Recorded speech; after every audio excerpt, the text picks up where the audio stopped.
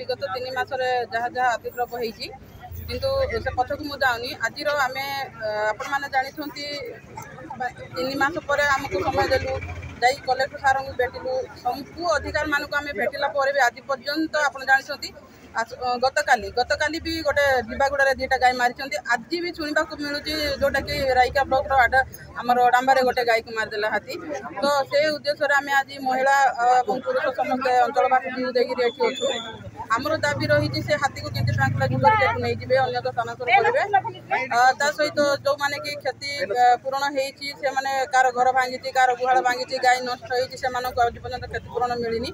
सरकार आ गोटे कथा से कहते पट्टादार ना दे हेनी तो आम तार विकल्प व्यवस्था कौन अच्छी से केमती सहायता पाइबे से विषय नहीं कि आम आज राजरास्ता लेचु आ मेन दाबी आमर हूँ हाथी को ये उठाई दाऊ तेणुक आज जोटा आम आसीचु मेन राज्यपाल उद्देश्य आसीचु सहित मुख्यमंत्री को आम तहसीलदार और विडीओ जरिया मेमोरेंडम देवाई आज आसीचु आम शांतिपूर्ण भाव में राली यात्रा कर आप जानी बहुत दिन हम भूदेगिरी आतंक लगी रही यार प्रतिवाद में आज 8टी पंचायत समेत एनएसी किसी लोकेट्रे शह शह लोक जोगदे आने आम बारंबार सरकार पाखे दाबी करते आज लोक मानू सुरक्षा देवार सरकार फेल मारी आपण मैंने जानी विगत दिन में 3 जीवन हाथी नहीं सारी यहाँ नहीं आम वन विभाग कर्मचारी कार्यालय सम्मुखें धारणा बसलु आउ सरकार आमको प्रतिश्रुति देते यथाशीघ्र ए हाथी को अन्यत्र स्थानांतरित किंतु सरकार आम कथा शुणिले ना सरकार जनसाधारण को सुरक्षा देवा प्रतिबदल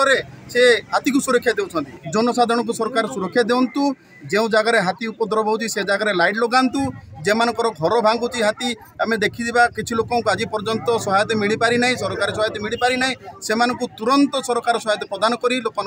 से सुरक्षा दिंतु आम अंचल हाथीर उपद्रव बढ़िबार लगी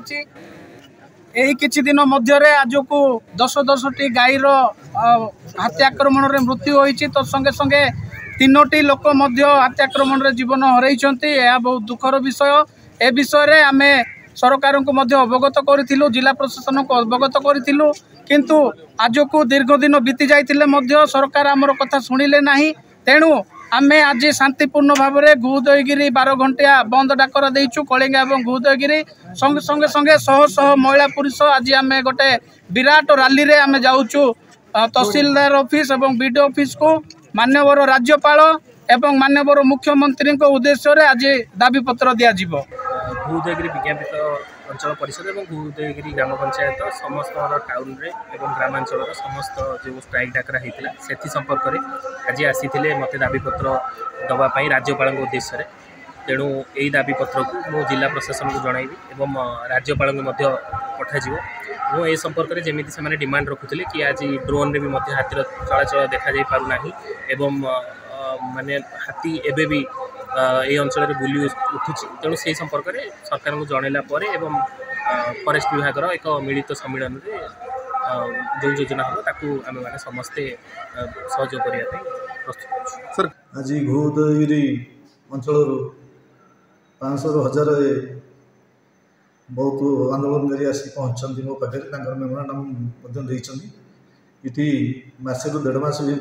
गोटे दंता हाथी रही बहुत धन जीवन नष्ट करूनी 2 जन लोक मृत्यु होती 8-10टा गाई मृत हेलुनी तेणु लोक मैंने अतिशय से आज भूदेगिरी बंद डाकरा देती काली आमर जनशुणाणी थी से आमर उपजिलापाल मैडम बालीगुड़ा पीडी सारे आसते से रेंजर और फरेस्ट को डाक जिते शीघ्र पारुच स्टांगुलाइज कर अन्यत्र नियंतु